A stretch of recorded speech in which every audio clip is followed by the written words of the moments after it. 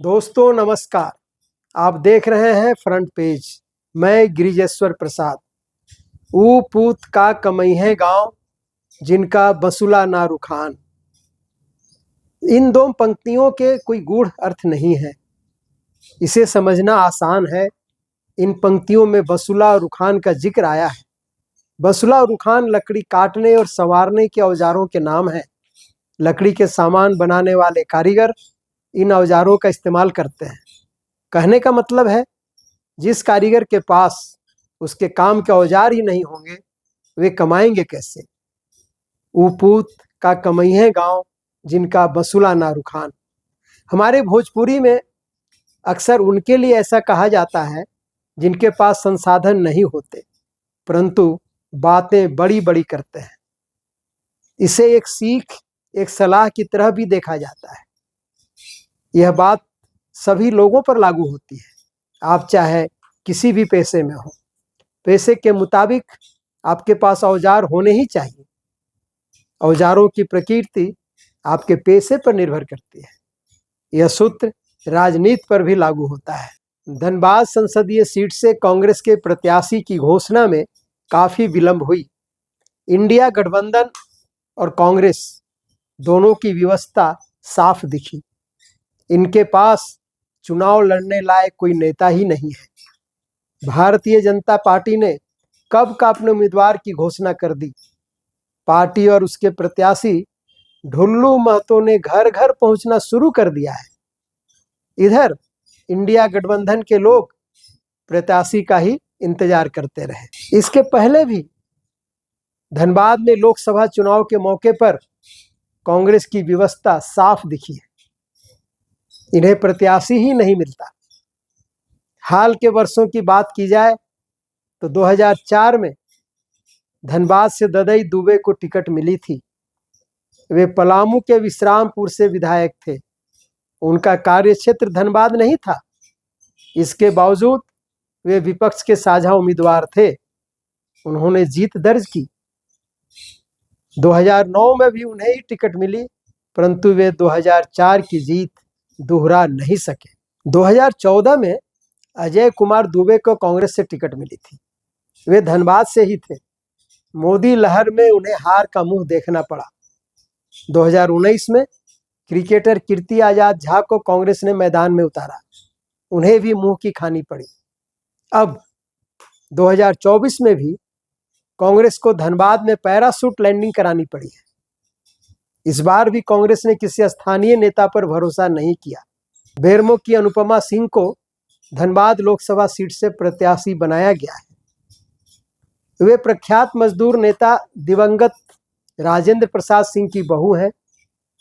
बेरमो के विधायक जयमंगल सिंह उर्फ अनूप सिंह की पत्नी हैं।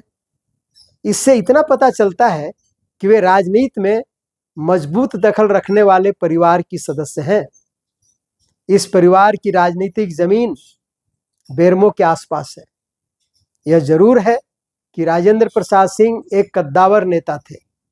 वे INTUC इंटक के राष्ट्रीय अध्यक्ष भी रह चुके थे। उनकी पहचान राष्ट्रीय स्तर पर एक मजदूर नेता के तौर पर थी। वे बेरमो से विधायक रहे, बिहार और फिर झारखंड सरकार में भी मंत्री रहे। कांग्रेस के सूत्र बताते हैं कि राजपूत जात के वोट को साधने के लिए अनुपमा सिंह को टिकट दी गई है। चर्चा है कि धनबाद से PN सिंह का टिकट काटे जाने से राजपूत जात के लोग भारतीय जनता पार्टी से नाराज हैं। कांग्रेस को उम्मीद है कि जात के नाम पर राजपूत बिरादरी के लोग कांग्रेस के पक्ष में आ सकते हैं। इस पर एक पुराने कांग्रेसी कार्यकर्ता का कहना है कि यदि राजपूत बिरादरी को ही साधना था, तब पूर्णिमा नीरज सिंह एक बेहतर विकल्प हो सकती थी। उन्हें टिकट दी जा सकती थी। वे झरिया से विधायक हैं, धनबाद के एक बड़े घराने की बहू हैं। आम लोगों के बीच उनकी एक अच्छी पहचान भी है। यदि उन्हें टिकट मिलता तो ये बेहतर उम्मीदवार साबित हो सकती। कांग्रेसियों के बीच चर्चा है कि पार्टी पूर्णिमा नीरज सिंह को धनबाद से मैदान में उतारने पर विचार कर रही थी। इसी बीच चर्चा निकल पड़ी कि वे भारतीय जनता पार्टी से टिकट लेने की कोशिश में हैं। कहा जाता है कि इस चर्चा को कांग्रेस पार्टी ने गंभीरता से लिया। एक अखबार में छपी रिपोर्ट के मुताबिक पूर्णिमा नीरज सिंह को जब भारतीय जनता पार्टी से निराशा मिली तब वे कांग्रेस से टिकट की कोशिश में लगी। कहा जाता है कि तब तक काफी देर हो चुकी थी। अब यह देखना दिलचस्प होगा कि अनुपमा सिंह धनबाद में भारतीय जनता पार्टी के ढुल्लू महतो का मुकाबला कैसे करती हैं। ठीक है कि उनके पास राजनीति की बड़ी विरासत है। ससुर राजेंद्र सिंह की लोकप्रियता की थाती है उनके पास। उनके पति कुमार जयमंगल सिंह विधायक हैं। इसके बावजूद वे धनबाद की जनता को विश्वास में ले पाएंगी या नहीं, यह उनकी परीक्षा है। परीक्षा इंडिया गठबंधन के सहयोगी दलों की भी है कि वे कैसे और कितने मतों का ट्रांसफर कांग्रेस की अनुपमा सिंह की तरफ करा पाते हैं। राजनीति के जानकारों का कहना है कि धनबाद में 2004 को दोहराया जा सकता है। 2004 में ददई दुबे कांग्रेस के उम्मीदवार थे। उन्होंने विपक्ष के बाकी दलों के सहयोग से जीत दर्ज की थी। उस समय केंद्र में भारतीय जनता पार्टी की सरकार थी। अटल बिहारी वाजपेयी प्रधानमंत्री थे। अटल आडवाणी की जोड़ी ने शाइनिंग इंडिया का नारा दिया था। शाइनिंग इंडिया के बड़े बड़े होर्डिंग्स और बैनर के बावजूद जनता ने धनबाद से विपक्ष के उम्मीदवार को जीत दिलाई थी। देश भर में कमोबेश ऐसा ही माहौल था। धनबाद की राजनीति पर नजर रखने वालों का दावा है कि यदि इंडिया गठबंधन के दल पूरी ईमानदारी के साथ लग जाएं तो 2004 को दोहराना मुश्किल नहीं होगा। बहरहाल धनबाद में 25 मई को मतदान होना है।